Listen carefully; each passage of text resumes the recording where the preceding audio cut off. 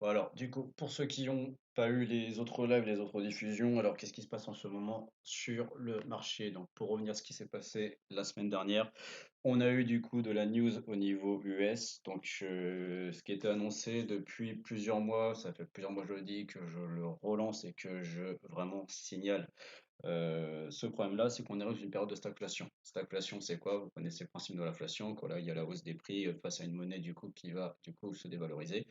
La stagflation, c'est ce qu'il y a de pire comme scénario économique. C'est quand on a l'inflation qui se relance avec une économie qui est nulle, voire quasi à zéro. Et c'est ce qui s'est passé au début. Les États-Unis étaient assez confiants en expliquant que le pays, voilà, que la croissance était bonne. Au final, le chiffre du PIB est tombé et il était catastrophique. Voilà, on est passé de 2,5 à 1,6.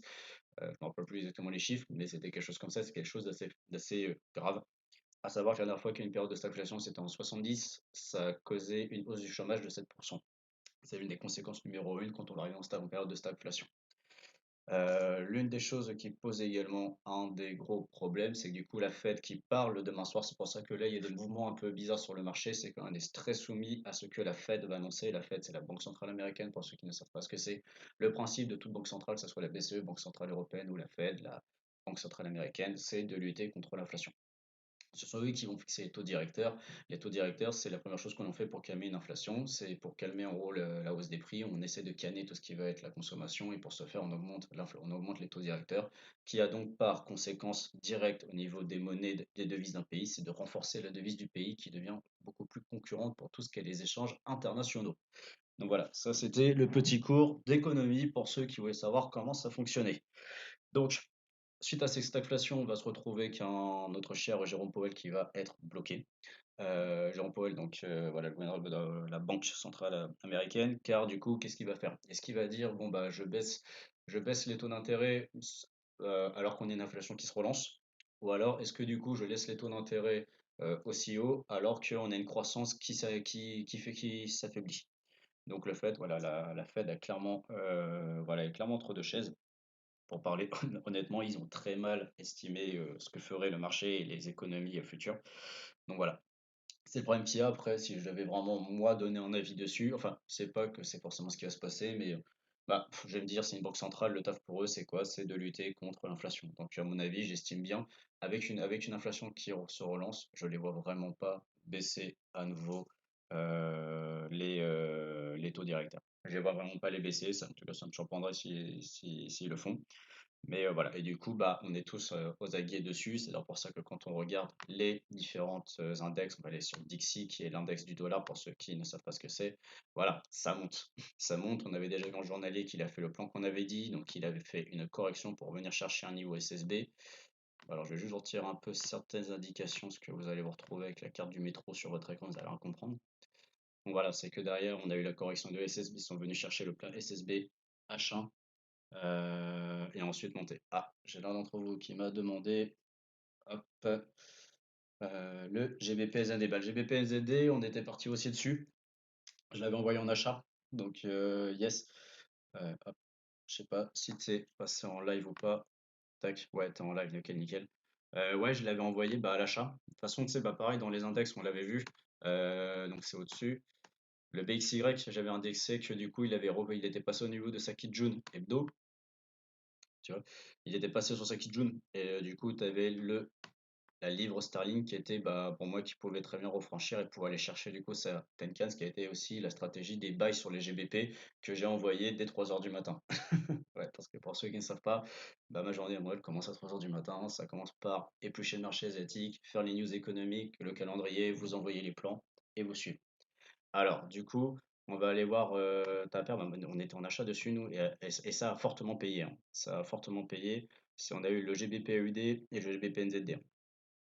Ils ont tous les deux clairement poussé. Donc, normalement, tu vas avoir le plan qui va être là. C'était un plan 15-30. Voilà. Il est clairement allé chercher son niveau au-dessus. Voilà. Donc, le GBP actuellement, bah, si tu veux chercher par exemple ce qu'on va appeler une zone de retournement, il faut identifier les plus gros niveaux. Donc, c'est là où ça va être assez intéressant, c'est d'aller chercher. Tiens, attends, j'ai supprimé les petits graphiques pour que tu puisses derrière, que ça soit plus simple. Euh, Alors, ce que je pense s'il peut y avoir retournement, honnêtement, ça va se faire. Euh, je vais pas savoir s'il va y avoir retournement ou pas. Après, pour l'instant, tu es passé au-dessus de ta Tenkan Hebdo, de ta Kijun Hebdo, tu es toujours sur une phase haussière. Après, ce qui va aller chercher plus haut, c'est possible, dans le sens où là, si la Chico elle casse, à part le niveau qu'on aurait ici, le niveau hebdomadaire, il n'y a rien jusque-là. Donc là, entre guillemets, ça laissera un couloir assez long et disponible pour que les prix montent. Tu vois que ta Tenkan, qui est au momentum court terme sur weekly, et elle est vers le haut. Tant qu'elle s'est pas mis à plat comme la Tenkan, tu vas pas avoir une pause du momentum, c'est-à-dire qu'il risque de continuer à pousser dessus. Voilà. Quand tu vois derrière où ça en est, pareil, tu es face au SND, n'hésite pas à aller voir directement les index de monnaie dont on parle. Donc là, on va aller voir le NZD.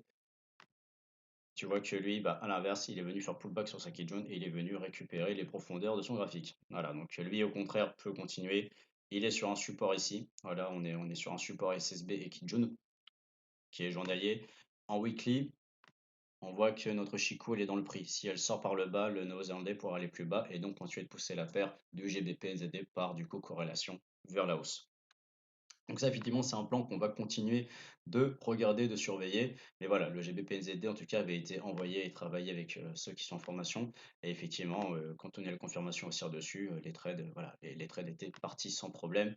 Il s'était émancipé de ses pivots hebdo et journaliers. C'est d'ailleurs été le signal, c'est quand il est parti de là, ici. Voilà, quand on a eu le break ici, avec une validation de la Chikou, on a pu derrière en fait rentrer fortement exposé dessus, se soit mis en stop et il est venu chercher que ce soit les niveaux 1 et il est venu chercher même sur R2 hebdomadaire.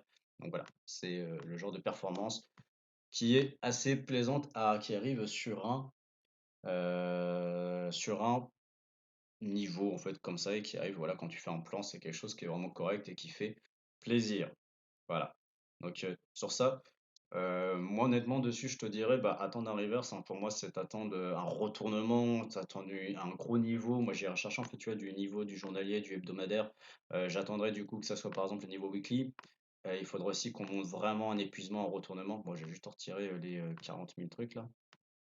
Voilà, il faudra vraiment qu'on arrive. En plus, je crois que si on met mon RSI indexé à la Tenkan, voilà, là, on va. Mon RSI indexé à une Tenkan, on en est où, là? C'est sur la phase, il a même pas les butés en dessous des 50. Tu peux te retrouver, ouais, on va peut-être se retrouver derrière en phase d'accélération. Donc effectivement, tu vois, c'est à faire attention, mais effectivement, c'est la pente de tes Tenkan qui vont pouvoir t'orienter de la sorte en fait. C'est la pente de tes Tenkan, de tes Kijun qui vont vraiment pouvoir, là, tu vois qu'elles sont vraiment vers le haut. Ce sont elles qui vont te donner tes pauses au niveau du momentum. Tant qu'elles sont pas là, ça va pas être correct. Pour ceux qui vont utiliser les bandes de Bollinger, c'est un peu le même principe. Si je vous mets les bébés, là, tu vois bien qu'elles sont ouvertes. Tant qu'elles sont ouvertes, c'est que tu as du volume. Et si tu as du volume, c'est là où ça va du coup bah, ne pas rentrer en vente tant que tu as tes bébés qui sont ouvertes, tant que tu n'as pas tes momentum de Tenkan et Kijun qui sont à plat. En fait, c'est un peu un indicateur qui va s'utiliser de la même façon. Ils vont te permettre d'éviter de rentrer face à un flux. Surtout que bah, tant que tu as une news, tu as une paire qui est forte, qui est tenue par un mouvement de prix, c'est peut-être plus intéressant de pouvoir justement retravailler à la hausse. Surtout qu'en 15 minutes, tu as beaucoup d'entrées. Celui qui a payé toutes les Kijun, donc la Kijun qui symbolise 50% du retracement pour ceux qui ne se souvenaient pas. Voilà, il y avait une entrée ici, il y avait une entrée là, tu avais plein de façons différentes donc, quand c'était lancé de rentrer dedans à différents moments. Tu pouvais rentrer ici aussi, et même si tu passais en 5 minutes, tu avais d'autres entrées possibles. Voilà. T'en avais une là, bon, toujours la même, une ici, tu avais du coup le rebreak qui a été fait, la retentative ici, et ça passait. Donc voilà, c'est pour ça qu'il fallait vraiment toujours avoir ces petites kijun qui est sous les yeux, et c'est ça qui va aider. Alors, tu m'as dit liquidité dans la zone asienne de cette nuit. Alors ouais, il va falloir qu'on c'est pas pour rien que je me lève à 3 heures du mat. C'est pour faire justement les Asiates. En ce moment, surtout qu'on a le JPN qui a pas mal poussé. Le JPN qui est sur des zones intéressantes. Moi, j'attends pour l'envoyer, hein. J'attends clairement un niveau pour l'envoyer parce que lui, je voulais le prendre, sachant que tu vois, il est sur des zones hyper intéressantes. Donc lui, là, je sais qu'il en part chercher sa Tenkan hebdo. Il y a la Chikou qui est toujours, entre guillemets, non affranchie du Kumo. En 4 heures, ça travaille fort. Voilà. En 4 heures, la Chikou, elle est là, dans le prix. Si jamais ça passe par en bas.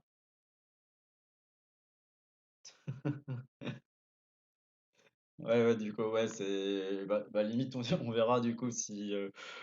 Bah, de toute façon, c'est au pire, si moi, si jamais je suis en live, si jamais je pars sur une session asiatique cette nuit, au pire, j'allumerai le live, puis vous verrez, hein, je prendrai des trades en direct sur le JPN, vous allez voir, c'est marrant. En plus, il bouge bien, lui, quand il bouge. Donc, ouais, non, non, pas de souci. Mais voilà, donc déjà, comme je disais, c'est déjà regarder le JPEG, ce que lui, il fait. En ce moment, puis il est vachement facile à trader. En fait, c'est ça que les gens, pareil, là, lui, tous les rejets sur Kijun, il était top. Il est venu chercher haut de son canal, il est rentré dedans. La Chico est bloquée par les niveaux Tenkan. Et la Tenkan et la Kijun sont plates. On a les prix entre temps, c'est-à-dire on est entre haussier et neutre, mais les prix sont dans le nuage. Prix dans le nuage dit tendance morte, tendance zéro. Pareil, il est très suspendu par rapport à ce qui va être annoncé demain. Faut pas oublier qu'en plus, le yen a pris une grosse claque suite justement à la BOJ. Donc voilà, sur la décision des taux d'intérêt, c'est pour ça que toutes les paires en yens ont explosé, à savoir l'USD yen n'a jamais été aussi bas depuis 1904 n'a jamais été aussi haut pardon, depuis 1990. Le yen a vraiment pris une grosse claque dans la tronche. Donc c'est pour ça, faire attention à tous ces éléments, mais tout le marché vraiment est en respiration en attente de ce qui va se passer demain. Normalement, d'ailleurs, demain, je crois que je sais plus, c'est à 19h ou à 20h que Powell parle. Bon, de toute façon, quand il y a un discours, évitez de vous présenter sur le marché. Il y a une différence entre des discours et des chiffres. C'est pas des données économiques qui tombent, ce sont des discours. Quand il y a un discours, c'est en plus surtout quand c'est des discours comme ça avec Powell, généralement, en fait, c'est quand on va avoir les premières questions, c'est toujours à ce moment-là que en discours, en fait, il va dire des choses, ça va bouger, parce qu'en fait, il va dire des choses, mais le marché va plus ou moins s'en foutre. Et ça va être quand il y aura des questions que là, ça risque d'avoir du mouvement. Enfin, en tout cas, de toutes les sessions où il y a eu du poil qui a parlé, c'est quand il y a eu les questions que là, ça a bougé. Ouais, c'est ça, ouais, pour SDJPI, là, bah, à voir, parce que si jamais il décide de maintenir les taux, le dollar sera renforcé. Donc voilà, on sait que nous, par contre, au niveau de l'Europe, sur la BCE, la Banque Centrale Européenne, eux, bien sûr, qui vont plutôt être sur du coup vouloir baisser les taux, parce que bah, chez nous en Europe ça se passe mieux, l'inflation s'est calmée, la croissance se relance, ils sont beaucoup plus à vouloir justement, ils sont beaucoup plus à vouloir, ouais, vers, je sais plus quand est-ce que c'est les sessions, c'est juin, juillet, enfin dans l'été, à baisser les taux d'intérêt directeurs, pourquoi pas. Et là tu me parles de l'or, alors l'or du coup, qu'est-ce qu'on va dire sur l'or? Bah, l'or en fait moi j'attends qu'il prenne encore un coup. Honnêtement, l'or qui est toujours du coup dans sa base, il est toujours maintenu par sa Tenkan journalière, sa Kijun journalière pardon, excusez-moi. On l'avait vendu aujourd'hui, donc il a été envoyé à 6 heures du matin. Voilà pour ceux qui voulaient savoir l'heure à laquelle c'était envoyé. Ça a été envoyé à 6 heures du matin et ça a été un magnifique trade avec un 0 d'Odrodon. Il est directement venu, parti chercher. En fait, on s'est arrêté sur le S2. Si vous voulez, je vous le mets. Voilà. On s'est arrêté sur le S2. Voilà. Il est venu chercher ce niveau-là, un 0 d'Odrodon. C'était parfait. Et maintenant, bah oui, il va plus bas. Alors tous ceux, en plus j'en ai vu je sais pas combien, des spécialistes de rattraper un couteau qui tombe. Donc voilà, il y a quelque chose qui chute, on m'a dit tiens on va racheter, bah ceux qui ont voulu racheter ici se sont fait éclater. Ceux qui ont racheté plus bas pour l'instant sur en zone de stag. On voit par contre là la Tenkan s'est mise à plat, c'est le momentum court terme sur les 30 minutes. On a la Kijun qui est toujours inclinée vers le bas. En horaire, je crois qu'il y a une pause. Voilà, la Kijun est en pause en horaire et la Tenkan est toujours en bas, elle commence à se relancer. On est sur un plus bas. Alors moi j'ai quand même un plan dessus, c'est-à-dire moi ça m'arrangerait qu'il baisse un peu pour venir le racheter un petit peu plus bas en fait. C'est pas ma zone optimum, tu vois. En plus là, on se retrouve du coup avec un peu le trade similaire que j'avais envoyé vendeur sur le TH BTC hier. Bah là en fait t'es sur un support H4. T'es sur un niveau H4. Si jamais les prix la valident, bon là on est quand même sur une Kijun Tenkan qui sont plates, mais si jamais d'un coup elle s'inclinait, ça pourrait donner une forte chance à l'or de chuter, d'aller chercher les 22 600, qui pour moi en tout cas seront la zone beaucoup plus euh, facile et agréable et j'allais dire, bah, techniquement qui m'intéresserait plus pour surtout aller chercher de l'achat dedans. Parce que l'or, oui, pour moi, j'y crois sur le long terme. Et oubliez pas qu'il a fait une performance de malade. Là, regardez la performance qu'il a fait, cette correction-là, c'est rien du tout. Par rapport à la hausse qu'il a fait, c'est rien. Donc juste, bah, ceux qui sont exposés dessus, vraiment regardez ce que le graphique il fait, regardez les indications. Ça sert à rien de faire du trading espoir, c'est là où vous perdez votre fric, c'est là où vous foirez tous les gains que vous avez fait. Alors, on l'avait travaillé à l'achat ici, on l'avait travaillé à l'achat ici, on l'a pris à la vente là, une fois qu'on a eu la zone et la confirmation. Voilà, maintenant, possible que si jamais dans la nuit il y a une accélération par là, moi peut-être que je cherche sur un achat après. Il me faut toujours des configurations sur le niveau technique pour me lancer sur le market. Je ne vais pas rentrer comme ça à l'arrache. Si jamais ça répond un peu à ta question, Tonton. Ok, il y a Rawan également. Hop, salut Rawan. Donc voilà, du coup, au niveau de tout ce qui s'est passé sur le marché, on va être très en haleine par rapport à ce qui va se passer demain. Moi, personnellement, je vais continuer de travailler sur, voilà, sur les valeurs que j'affectionne. Le CAC 40 qui avait été vendu ici, qui va du coup venir chercher son oblique. Donc voilà, ça c'est pareil, c'est ce que j'attends. Là, il travaille son oblique et moi, c'est ça que j'attends. Ce sont ces zones-là. Là, pour l'instant, j'ai Ichiku qu'est-ce qui a cassé une Kijun, c'est ce qui a donné la petite accélération. Pris dans le nuage, on s'abstient d'intervenir. Le DAX, alors là, je vais vous mettre plutôt le cash, puisque sur le cash, il est plus intéressant avec tout ce qui va être au niveau des gaps, parce que n'oubliez pas que les gaps sont à trader. D'ailleurs, ce qui se passe ici, c'est simplement le gap qu'il y a eu là, hein. C'est le gap qu'on a eu ici. C'est ce niveau-là, c'est ça, c'est un niveau gap. Les gaps sont utilisés sur les indices, c'est pour ça qu'on ne les traite pas pareil. Donc le DAX, pour moi, du coup, bah là, on a les Kijun sont plates, on a le Chikou qui est croisé, on est sur une Tenkan hebdomadaire. Effectivement, bah, pour moi, pareil, c'est que le DAX, ça m'arrangerait qu'il aille chercher un niveau plus intéressant. Soit s'il passait par là, dans ce cas-là, ça me faut considérer qu'il casse son range par le bas. Dans ce cas-là, ce serait plutôt chercher la vente. Mais par ici, effectivement, je pourrais t'amener à rechercher un achat dessus. J'ai d'ailleurs tout à l'heure eu l'équipe qui m'a demandé ce que j'en pensais sur le DAX. C'est ce que je leur disais, c'est là, on a une espèce de top, en fait, pour ceux qui savent comment ça fonctionne. Voilà, on a vous appelez ça un double top, je crois, un truc comme ça. Voilà, il y a ce truc-là qui est en train de se faire. Et voilà, en fait, bah, il y a un endroit où il peut aller et qui peut derrière être intéressant pour en fait chercher un achat dessus selon la configuration, encore une fois. Ce que j'estime qui peut arriver n'est pas du tout. Voilà, c'est juste une estimation. Ce n'est pas une confirmation, ce n'est pas une analyse qui vous dit c'est ça qui va se passer. Non, c'est juste que s'il fait ça, moi ça m'arrange. C'est la configuration que je vais chercher. Et bien évidemment, comme toute prise de décision que je fais avec Ishimoku, j'attendrai de voir où en sont mes niveaux Ishimoku, ce que l'indicateur me dit pour que je puisse prendre décision ou pas de valider un achat ou au contraire, comme hier le TH BTC, que clairement, non, voilà, sur la config qu'il avait, j'étais parti chercher une vente dessus, une vente qui a été faite ici, c'était en 30 ou 15 minutes, je ne sais plus sur quoi j'étais rentré. Voilà, bon, ça a été, voilà, un peu, voilà, je vous parlais tout à l'heure justement du niveau. Voilà, bah là on passe à un niveau quand il était cassé, que j'ai eu la validation de la cassure. Bon, bah je suis rentré vendeur dessus. Au final, il est descendu plus bas. C'est exactement pareil que ce qu'on a eu sur l'or, c'est du niveau SSB que je suis venu chercher. Voilà, c'est du niveau S1 et derrière, il est venu chercher le S2, c'est le S2 qui l'a repoussé.